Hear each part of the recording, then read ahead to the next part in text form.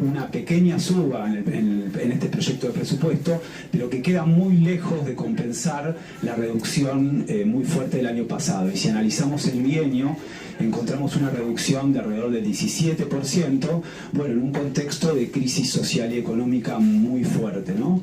Esta reducción, acá no vamos a poder hacerlo por el tiempo, pero cuando vemos las partidas específicas, vemos que tienden a debilitar partidas que son muy importantes para las condiciones de vida del mediano plazo, sobre todo en los sectores populares, ¿no? Condiciones sanitarias, de salud, educación y obviamente también en la pata previsional. Fíjense, hablando de la cuestión previsional, nosotros tenemos que alrededor casi la mitad de servicios sociales se explican por esta partida, y cuando vemos la evolución de los últimos años, vemos una caída muy reducida en este último proyecto de presupuesto, pero una tendencia a la baja que en 2020 en el gasto en jubilaciones y pensiones contributivas alcanza, bueno, casi un cuarto, ¿no? Y en rojo lo que ven es algo que mencionaba Rafael, el impacto del bono, que tiende a licuarse, sobre todo en el último periodo. Nosotros en ASICS trabajamos con distintas partidas, no vamos a poder desarrollar todos, pero una de las que mencionó Rafael es bastante importante para nosotros, que es las pensiones no contributivas por invalidez laborativa. Y ahí lo que encontramos es la verdad, una reducción muy, pero muy fuerte. En el 2025 implica una caída real en recursos del 39% real, pero si acumulamos lo sucedido desde el 2023, hay casi una reducción a la mitad. Cuando vemos las metas físicas del presupuesto, encontramos que la reducción en pensiones es mucho menor, es de alrededor del 15%, con lo cual ahí, también retomando lo que decía Rafael respecto a las incógnitas que deja este presupuesto, también hay varios puntos para analizar. En concreto, esta partida va a ser la más baja del 2018, de nuevo repito, en un contexto de crisis social muy, muy fuerte. Ahora bien, más allá de las caídas puntuales, nosotros queríamos alertar sobre algunos aspectos que parcialmente mencionaba Rafael, que es el riesgo que implica para este año que las reducciones reales sean mayores a lo que muestra el presupuesto. Y esto lo vinculamos a dos aspectos que se dan en forma conjunta. Por un lado, la cuestión de la regla fiscal, ¿no? Y lo segundo es una serie de lo que nosotros pensamos son estimaciones macroeconómicas muy optimistas que pueden no cumplirse.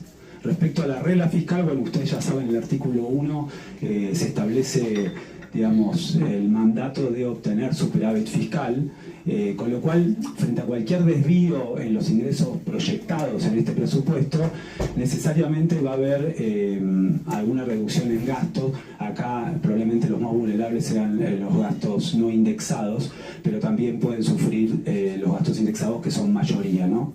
Y el segundo aspecto que nos parece relevante, creo que se ha discutido, pero tiene que ver con los datos de inflación que muestra este presupuesto, una inflación del 18%, que es casi la mitad de las previsiones privadas del REM. Hace poco el FMI largó nuevas estimaciones y marcó un 45%, con lo cual la distancia es muy alta y puede alertar sobre un riesgo de que esta previsión no se cumpla, lo cual, por el esquema que tiene ese presupuesto, tiene implicancias muy directas. La otra cuestión tiene que ver con la estimación del crecimiento económico, que también hay diferencias bastante marcadas en lo que presenta este proyecto, un 5% versus el REM versus el FMI. ¿Y cómo se da esto en concreto? ¿Dónde está el riesgo? Bueno, que el incumplimiento de estas previsiones puede dar lugar a que tengan que reducirse todavía más las partidas y que pueda haber un aumento de la discrecionalidad, una continuidad de la discrecionalidad en estas decisiones, ¿no?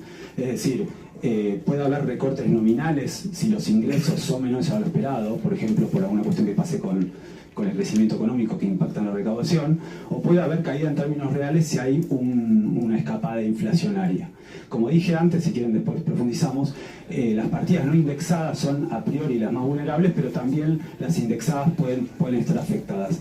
Y hay un dato importante que así queremos destacar, es lo que sucede en el artículo 68 del presupuesto, donde se propone desindexar ciertas partidas, y acá partidas que son especialmente relevantes en términos sociales, como asignaciones familiares, gasto mínimo en ciencia y técnica, educación, etcétera, lo cual podría implicar una mayor vulnerabilidad de estas partidas ante por ejemplo, un aumento de la inflación.